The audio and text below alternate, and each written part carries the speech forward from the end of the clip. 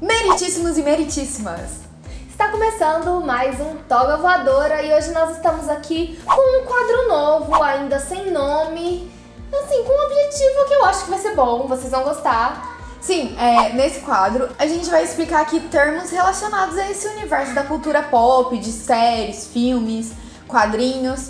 São aqueles nomes que a gente vive usando aqui no canal e que você vê espalhado pela internet afora, mas assim, ninguém é obrigado a ser expert em outro idioma para saber tudo, né? Ninguém nasce sabendo, então, pensando nisso, a gente resolveu trazer para vocês o significado de alguns deles. Muito obrigado, muito obrigado. O quadro ainda tá sem nome, como a gente disse aqui, então deixe nos comentários um nome que você acha que ficaria legal nesse quadro novo. A escolha do tema de hoje, ela foi super fácil. Vocês lembram daquele desafio das séries que a gente fazia? Então eram 50 desafios das séries. E pensando aí nesse contexto de séries de TV e tudo que envolve o vocabulário bem próprio, a gente resolveu trazer esse quadro hoje especial de séries de televisão. E o primeiro termo que a gente achou relevante vocês saberem é pilot. Pilot, ele é o primeiro episódio da série, ou seja, ele é o 1 do 1. É o primeiro episódio da primeira temporada.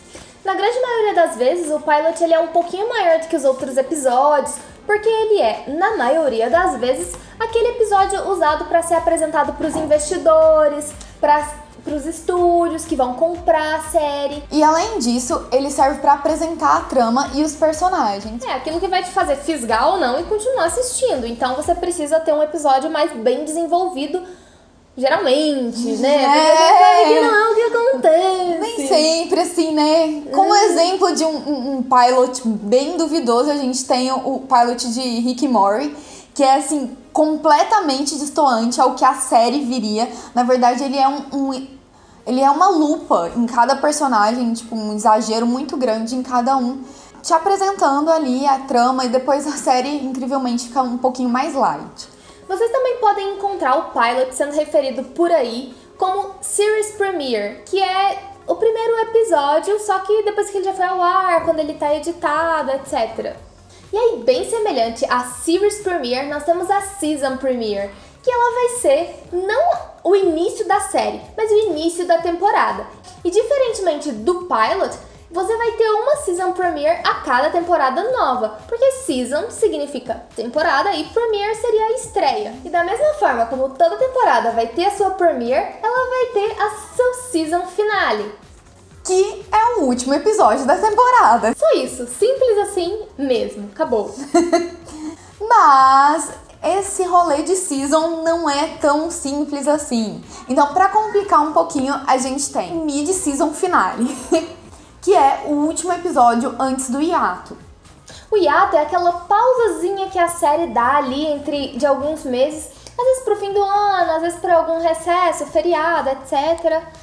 Mas é geralmente quando você desavisadamente acha que vai sair um episódio da sua série favorita na semana que vem, e quando você vai procurar, meu Deus, só em março.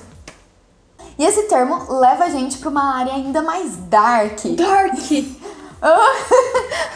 Do vocabulário seriador. Para começar a explicar esses termozinhos em si, a gente precisa entender que eles são de acordo com o calendário de séries da televisão americana. Mas vocês sabem, né? Colonialismo, imperialismo, globalização. Tudo faz com que a gente acredite que o modelo americano é o certo, então a gente estabelece esses termos como válidos. Enfim, a Fall Season é aquele período que vai de setembro a meados de dezembro, janeiro ali, em que a maioria das séries importantes são lançadas. Por que eu falo que a maioria das séries importantes são lançadas?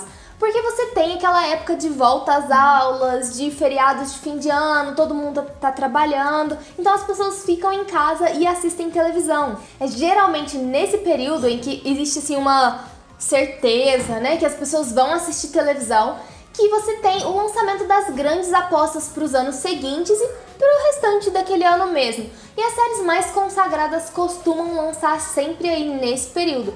Como exemplo, a gente tem Grey's Anatomy, que aí tá 14 anos lançando em setembro. E nós temos também Doctor Who e tantas outras séries. De séries. Claro que isso muda de figura com um serviço de streaming, né, que lançam a temporada inteira dia 1º de janeiro e os trouxas vão maratonar, sim, passar o Réveillon maratonando. Vocês sabem que série que eu tô falando?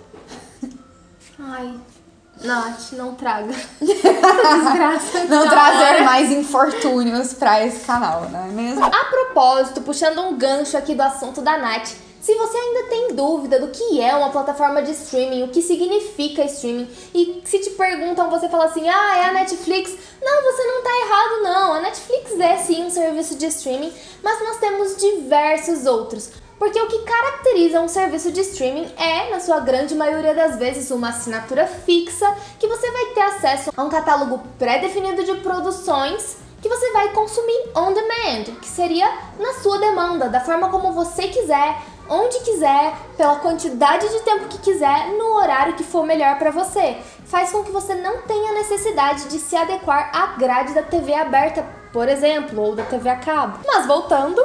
A mid-season é aquela baixa temporada das séries, que eles colocam séries mais assim, não tão relevantes, porque o pessoal não tá com tanto tempo pra assistir. São os períodos entre janeiro e maio. É o período que o pessoal tá voltando ao trabalho, voltando às aulas, então não tem mais todo aquele tempo pra assistir séries.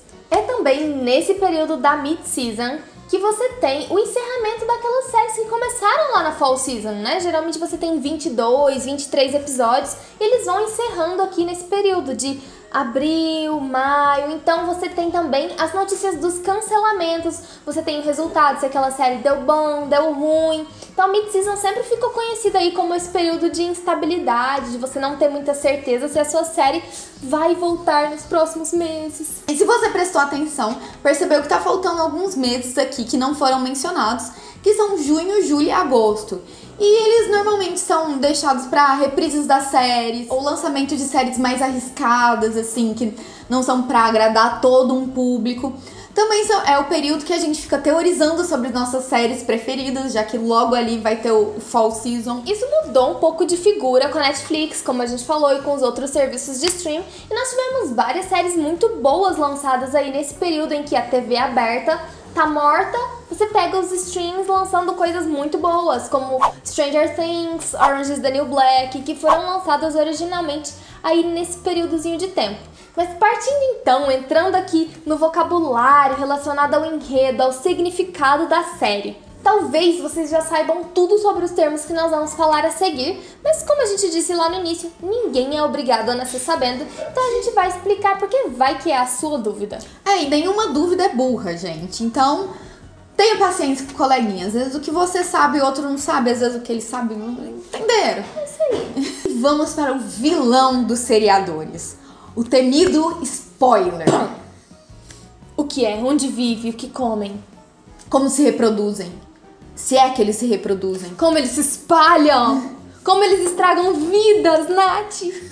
A sua não estraga, né? A minha não, eu amo spoilers. Por favor, me chamem no privado, lá no Instagram. Os links estão aqui na descrição. Eu gosto muito de saber spoiler, gente, sobre tudo. Me contem sobre tudo. Bom, mas diferente da Ju, a maioria das pessoas não gostam de spoiler, porque ele é basicamente um tapa na sua cara, porque é soltado ali uma informação muito relevante da trama, ou conta ali um detalhe do futuro da série que priva o espectador de descobrir por ele mesmo. A palavra spoiler, ela vem do verbo em inglês to spoil, que é basicamente você estragar alguma coisa. Nesse caso, estragar a experiência da outra pessoa. Há controvérsias, né, nesse Isso. de estragar a experiência, mas enfim. É um pouco particular, né? Sim. Inclusive, o que define o que é spoiler ou não é muito particular de cada um, porque vai daquilo que você acha que é uma informação que vai atrapalhar a sua experiência ou não. Pra mim, eu não ligo, nada é spoiler. Pra mim, spoiler é quando você não pediu aquela informação e ela é te jogada na cara, né? E temos o plot twist. O famoso, famigerado plot twist. Que é a principal vítima dos spoilers. Porque ele é aquele momento do pegadinha do malandro, aquela coisa ali que você esperava uma coisa e acontece outra, né?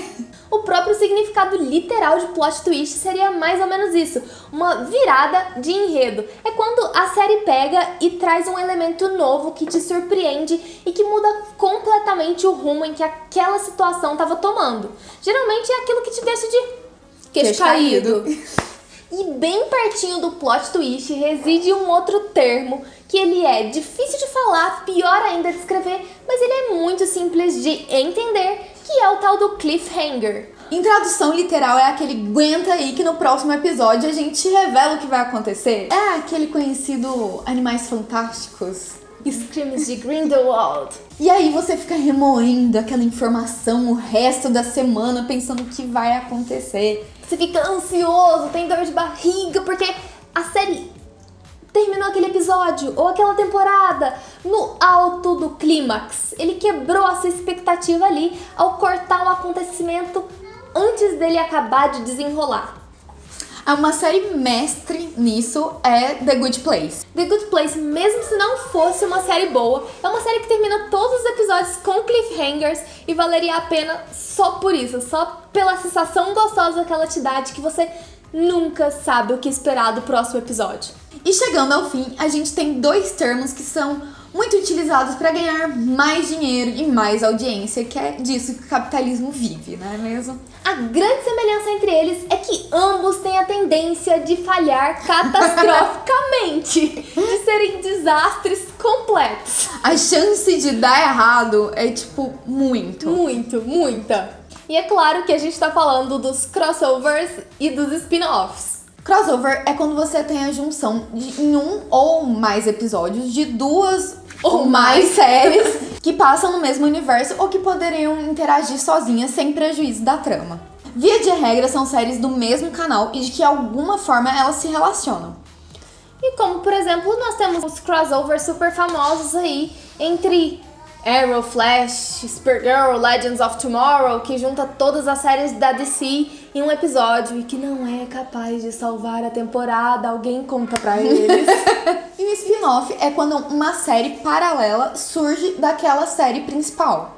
Que é quando as chances da coisa dar errado aumentam, assim, triplicam.